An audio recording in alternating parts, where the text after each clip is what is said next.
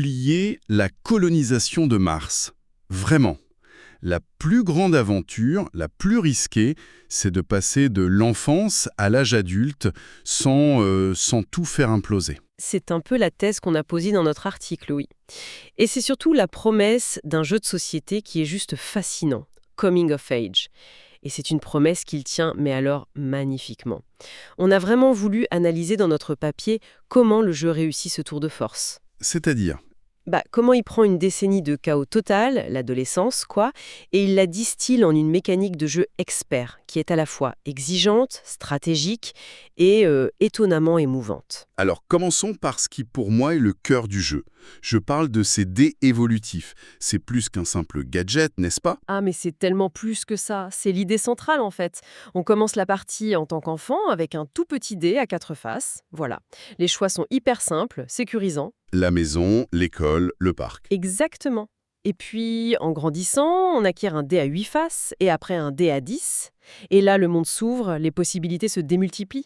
Mais le risque aussi. C'est ça. On peut faire un 10 et vivre un truc incroyable, ou un 1 et c'est la catastrophe totale. C'est une matérialisation presque physique de ce sentiment adolescent. Cette liberté immense qui arrive d'un coup.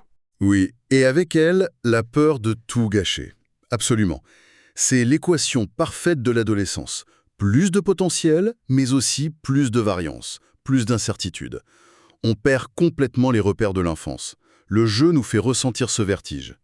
Et cette variance, ce risque de faire un mauvais jet, ça mène directement à l'autre idée de génie du jeu, non? La gestion de la frustration. Oui, c'est le concept qu'on a vraiment voulu creuser dans l'article. Parce que c'est brillant et complètement contre-intuitif. Bah oui. Dans la plupart des jeux, la frustration, c'est une émotion qu'on subit. Là, c'est une ressource active. Comment ça marche concrètement? Si le dé nous dit « va faire du sport », mais qu'on force notre personnage à rester à la bibliothèque pour réviser, par exemple, on génère des jetons de frustration. On va contre ses désirs, en fait. Pour un objectif à plus long terme. Et ces jetons, ils ne sont pas que punitifs. On peut s'en servir, c'est ça le fameux mécanisme de coping.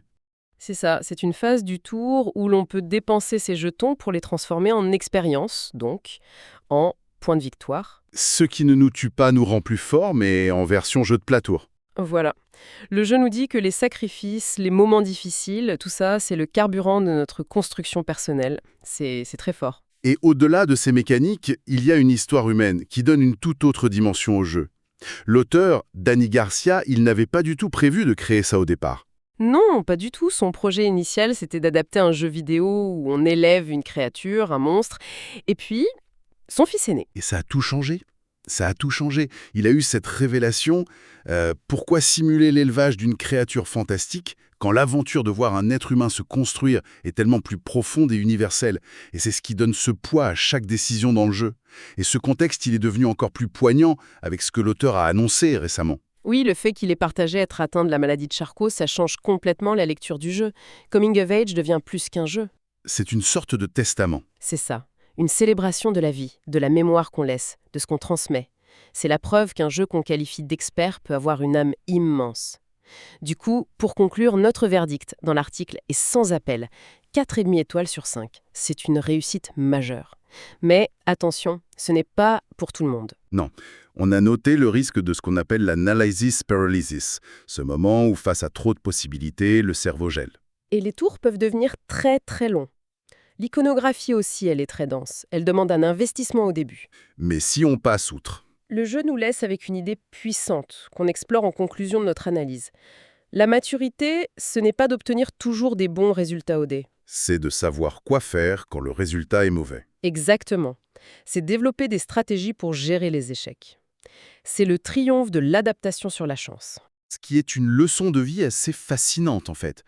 Le jeu nous force à choisir quel adulte on veut devenir en acceptant qu'on ne peut pas être bon partout. Il faut faire des sacrifices. Et ça laisse en suspens une question essentielle, je trouve. Si notre propre vie était un jeu, quelles compétences on aurait choisi de maximiser? Et lesquelles, peut-être, avec regret, on aurait consciemment laissé de côté?